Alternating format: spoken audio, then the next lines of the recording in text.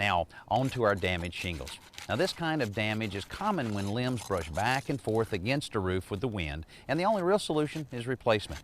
Again, I use the flat bar to pry up the shingles so that I can cut off the damaged tabs. I'm prying up the nails holding down what's left of the bad shingles so we can replace them with new shingle tabs. Now, this is a standard size shingle that's 3 foot by 1 foot, and we've just taken our knife and cut individual tabs out of that. You can replace the whole shingle, but when you have an isolated situation like that, you can just replace the tabs just about as easy.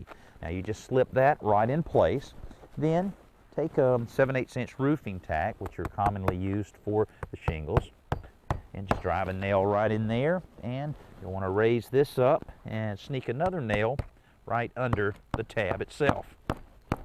Then you just continue putting the others in place and nailing those off. And then after you get it all together, you may want to come back with a little roof cement and any little place that you want to touch up with this to make sure that no leaks will penetrate this newly repaired area.